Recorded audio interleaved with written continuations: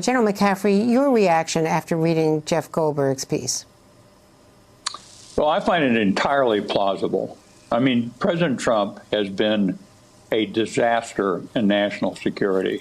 And this thing is so widely reported, I find it very credible, particularly the comments of General Kelly, standing at his son, a Marine officer killed in action in Afghanistan, and essentially asking what's in it for them, or disparaging the Marines killed in Belleau Wood in World War I. 118,000 of our soldiers went over and fought to save democracy in France and the UK. Just simply astonishing. He is a man of many fears, I think. Fear of service, fear of disfigurement, fear of death. And he literally can't understand the millions of veterans who have stepped forward to fight and defend this country without reward, monetary reward, or for medals, but simply to protect our Constitution, our way of life. Mr. Trump is a disaster. Well, Bill Cohen, you served as Secretary of Defense. You were also a Senate colleague of John McCain's. I want to read what Jeff Goldberg wrote as it relates to John McCain, that Trump remained fixated on McCain, one of the few prominent Republicans to continue criticizing him after he won the nomination. When McCain died in August 2018, Trump told his senior staff, according to 3 sources with direct knowledge of this, "We're not going to support that loser's funeral." And he became furious, according to witnesses, when he saw flags lowered to half staff. What the blank are we doing that for? The guy was a blanking loser, the president told aides. And Bill, I also want to remind viewers what Donald Trump said about John McCain back in 2015 when he was already a candidate. Let's watch this. I supported him for president.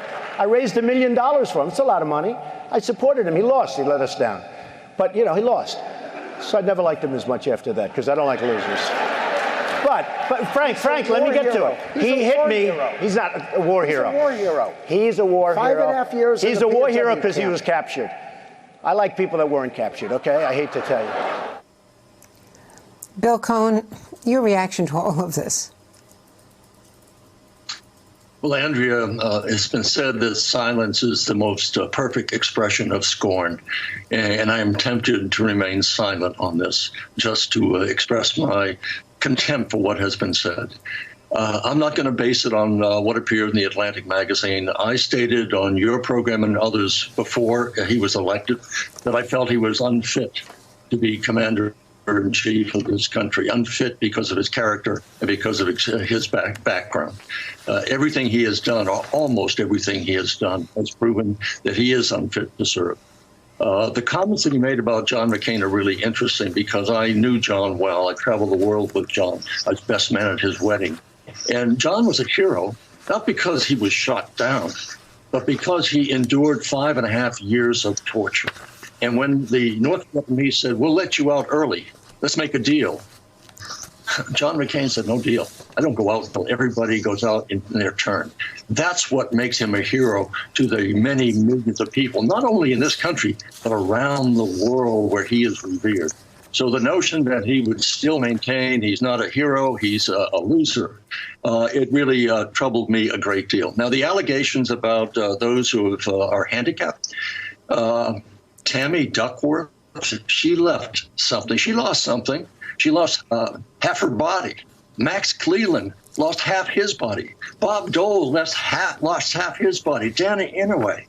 These are people who we should be proud of, that were willing to sacrifice their blood and their bodies in order to defend the flag and what it represents. It's not to pay tribute to President Trump. It's to pay tribute to the flag and to the Constitution. Hey there, I'm Chris Hayes from MSNBC. Thanks for watching MSNBC on YouTube. If you want to keep up to date with the videos we're putting out, you can click subscribe just below me or click over on this list to see lots of other great videos.